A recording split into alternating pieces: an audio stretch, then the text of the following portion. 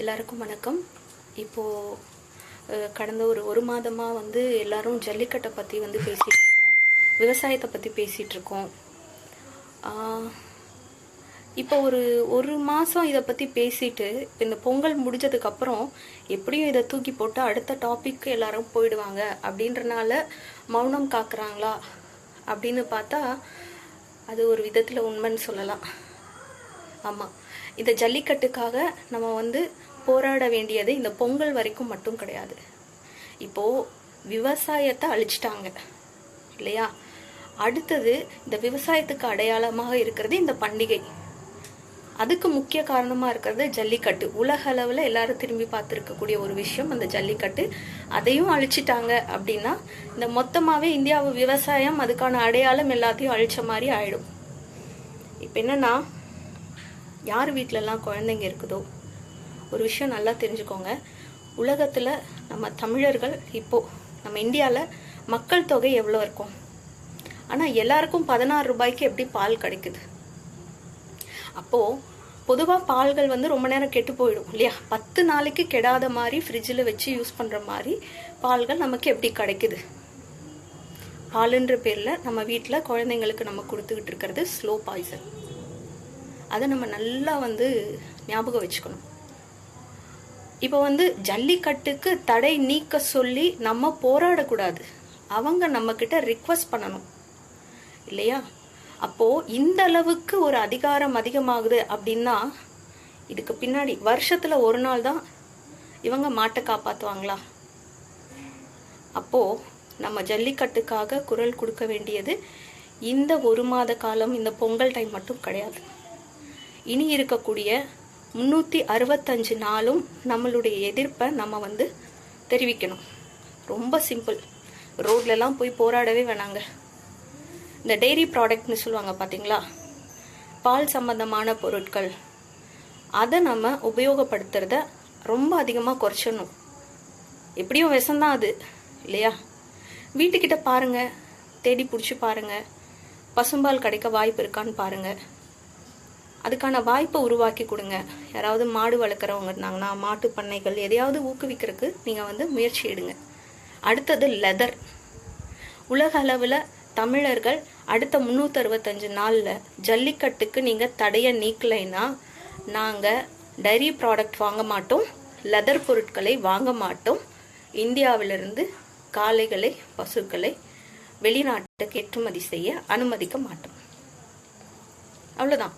இது எப்படி அப்படின்னா, நம்ம ஒரு ப்ராடக்டை வாங்காமல் விட்டுட்டோம்னா நம்ம ஜெயிச்சிட முடியுமா? நிச்சயமாக முடியும்.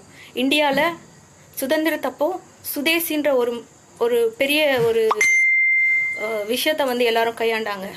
சுதேசி ஞாபகம் இருக்கும்னு நினைக்கிறேன் எல்லாருக்கும். இந்திய பொருட்களை மட்டுமே வாங்குவோம், அந்நிய பொருட்கள் வாங்க மாட்டோம் அப்படின்ற ஒரு பெரிய ஒரு அகிம்சை போராட்டம் ஒன்று நடந்தது. இது போராட்டம்லாம் கிடையாது. நம்ம உயிரை, நம்ம ஆரோக்கியத்தை நம்ம காப்பாற்றிக்கிறோம். அதுக்கான நன்றியை நம்ம செய்ய போகிறோம், நம்ம கடமையை நம்ம செய்ய போகிறோம். இப்போது படத்தில் கிளைமேக்ஸ் வந்துடும், ஹீரோ காப்பாற்றுவார் இல்லையா? இப்போ நமக்கு கிளைமேக்ஸ் வந்தாச்சு. ஹீரோ யாருன்னு பார்த்தீங்கன்னா விவசாயம்தான். முன்ன காலத்தில் விவசாயத்துக்கு காளைகள் தேவைப்பட்டுச்சு. அப்புறம் டிராக்டர் வந்த உடனே காளைகளுடைய தேவைகள் குறைய ஆரம்பிச்சிடுச்சு. அதே மாதிரி உரங்கள் போட்டாங்க, மண்புழு அழிய ஆரம்பிச்சிடுச்சு. புல்லாகி பூடாகி புழுவாகி மரமாகி பல்விருகமாகி பறவையாய் பாம்பாயின்னு சொல்லுவாங்க. அப்போ எப்போ அந்த புழு அழிஞ்சிடுச்சோ அப்போவே நம்மளுடைய அழிவும் ஆரம்பமாயிடுச்சு. ஒரு சின்ன பூச்சி அழியுதுங்க, அதை சாப்பிட்ற நம்ம குழந்தைங்க என்ன ஆவாங்க யோசிச்சு பாருங்க. சரி, இப்போ ஆயுத பலத்தை நம்ம அதிகப்படுத்திக்கிறோம். எல்லையில் மற்ற நாடுகள் நம்மளை அழிக்காமல் நம்ம பாதுகாத்துக்கிறோம். ஆனால் நமக்கு ஒரு வியாதி வந்ததுன்னா, நமக்கு ஒரு நோய் வந்ததுன்னா நம்ம நாடுற மருத்துவம் எது? ஆங்கில மருத்துவம் தானே. இப்போ நம்ம சாப்பிட்ற சாப்பாடு ஆரோக்கியமாக இல்லாதப்போ, செயற்கை உரங்களால் உருவாக்குனதாக இருக்கும்போது நமக்கு எப்படி ஒரு ஆரோக்கியமான வாழ்க்கை இருக்கும்? அப்போ மருந்துக்கு நம்ம அவங்கக்கிட்ட போய் கையேந்தி தான் நிற்கிறோம் இல்லையா? உடனடியாக தீர்வு வேணும்னு அப்படி ஆயிடுச்சு. மறைமுகமாக நம்ம அழிஞ்சிக்கிட்டு இருக்கோம். இதை நம்ம எல்லாரும் கொஞ்சம் யோசிக்கணும்.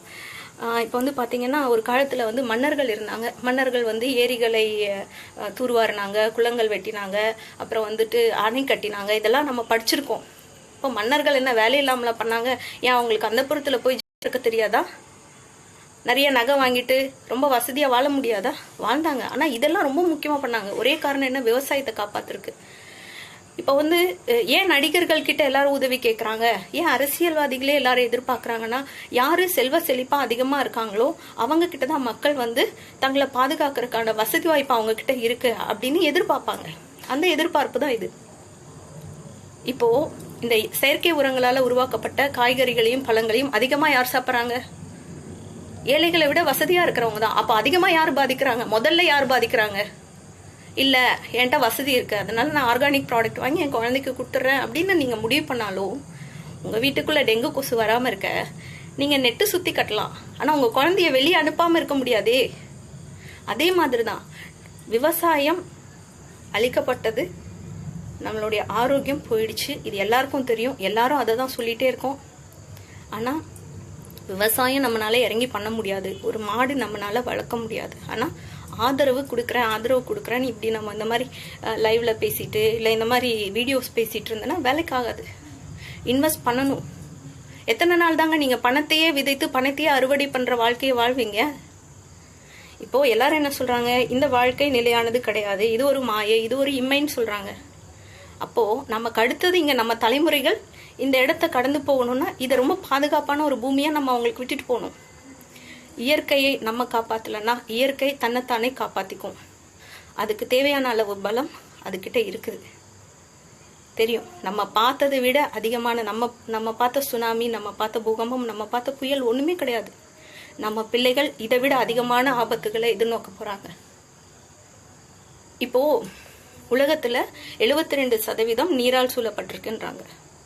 இப்போ மிச்சம் 28% 3% வந்து பாலைவனங்களாகவும் அதுக்கப்புறம் வந்து இந்த அண்டார்டிகா மாதிரி பகுதிகள் விவசாயத்துக்கு உதவாத இடங்களாகவும் இருக்குது.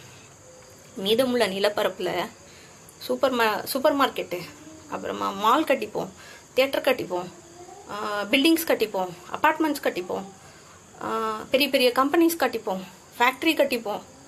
அப்புறம் விவசாயம் எங்க போய் பண்ணுவோம்? இருக்கிற அந்த கொஞ்சம் நிலப்பகுதிக்குள்ள எல்லா இடமுமே விவசாயத்துக்கு ஏத்த நிலம் கிடையாது. இந்தியா மட்டும்தான் விவசாயத்துக்கு ஏத்த நிலமா இருக்குது. குறிப்பா தமிழ்நாடு. எங்க போய் விவசாயம் பண்ண போறோம்? யார் பண்ண போறாங்க? யோசிச்சு பாருங்க. விவசாயிகள் ஹீரோ. நம்மளை காப்பாத்து நம்மளுக்கு ஆரோக்கியமான வாழ்க்கையை கொடுக்கக்கூடிய ஹீரோ அவங்க. கண்ணு முன்னாடி அவங்க அழிஞ்சிட்டு இருக்காங்க. வில்லன்கள் கிட்ட நம்ம மாட்டிக்கிட்டு இருக்கோம்.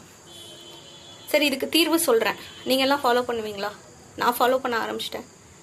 என்னன்னா, இப்போ இறுதி சுற்று படத்துல சொல்லுவாங்கல்ல, எதிரியை அழிக்கணும்னா அவனுடைய ஆயுதத்தை, அவனுடைய பலத்தை அழிக்கணும் அப்படின்னு.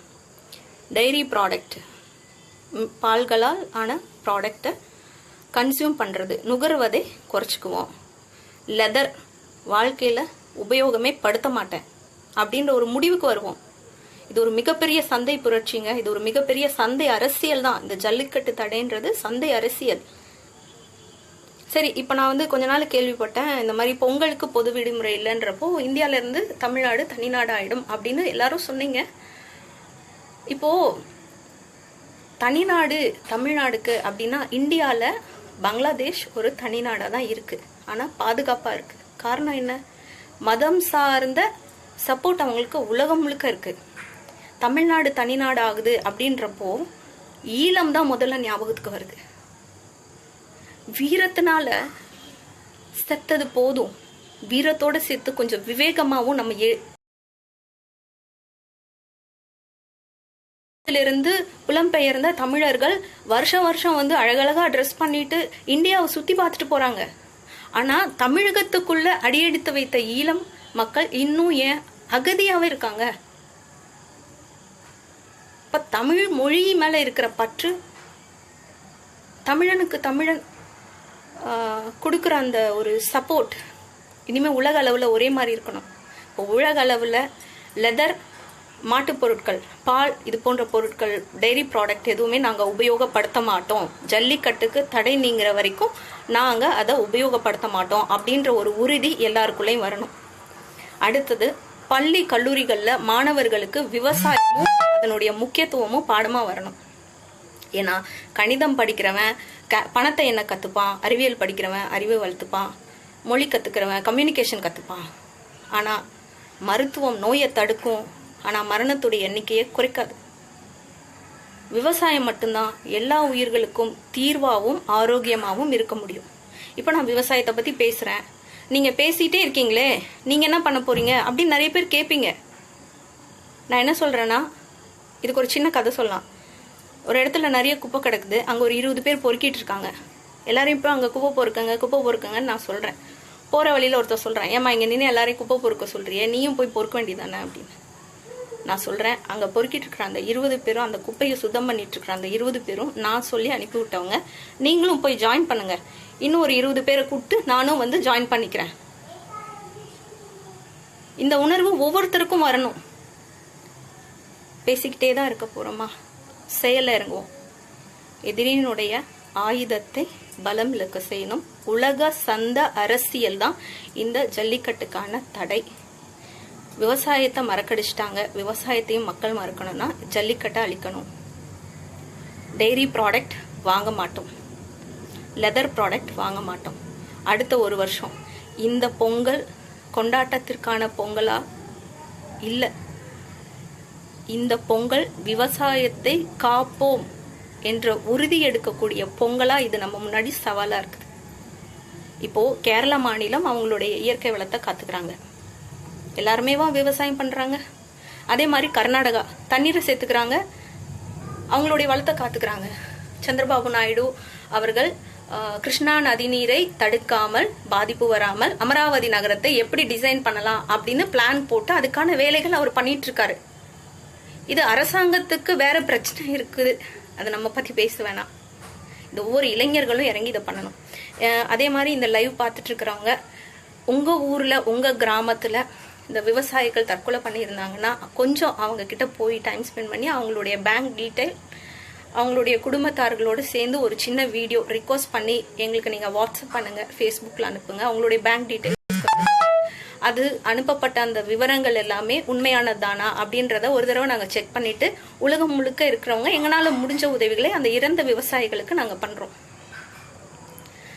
அடுத்ததா நான் கொஞ்சம் பாயிண்ட் பார்த்து தான் பேச வேண்டியதா இருக்கு. ஏன்னா ரொம்ப முக்கியமான விஷயங்கள் ஏதாவது நான் மறந்துடுவனோ அப்படின்னு சொல்லி எனக்கு தோணுது. இப்போ வந்து 3ஆம் உலகப் போர் உணவுக்காக நடக்கும் அப்படின்னு சொல்றாங்க, அப்படின்னு சர்வே எடுத்திருக்காங்க. உணவுக்காக 3ஆம் உலகப் போர் நடக்க போகுது அப்படின்னு காரணத்தை கண்டுபிடிச்சிட்டாங்க. இப்போ நம்ம சுதாரிச்சுக்கணும் இல்லையா? 3ஆம் உலகப் போர் எப்போ நடக்குதோ அப்போ நான் இருக்க போறது இல்லை. எல்லாருக்கும் கல்யாணம் பண்ணிக்கணும், குழந்தை பெற்றுக்கணும்னு ஆசை இருக்குல்ல. உங்கள் குழந்தைங்க, உங்கள் பேர பிள்ளைங்க, உங்கள் தலைமுறைகள் 3வது உலகப் போரை உணவுக்காக சந்திக்க போகிறது நமக்கு இப்போ தெரிஞ்சிடுச்சு. இப்போ விவசாயத்தை காப்பாற்ற வேண்டியது நம்மளுடைய கையில் இருக்குது. நான் சொன்ன மாதிரி நம்ம பேசிகிட்டே இருக்க வேணாம். இப்போ பண உதவிக்காக இப்போ ஒரு விவசாயத்தில் ஒரு லாபம் வந்தது அப்படின்னா விவசாயத்தோட வசதியை நம்ம எல்லாருமே வந்து பகிர்ந்துக்கிறோம் இல்லையா? அதனுடைய பலனை, விவசாய பலனை எல்லாரும் பகிர்ந்துக்கிறோம். அதே மாதிரி விவசாயத்தின் நஷ்டத்தையும் நம்ம எல்லாரும் பகிர்ந்துக்குவோம். அடுத்ததா விவசாயத்தை பற்றியே பேசிகிட்டே இருக்கோம். ஜல்லிக்கட்டை பற்றி நம்ம பேசிகிட்டே இருக்கோம்.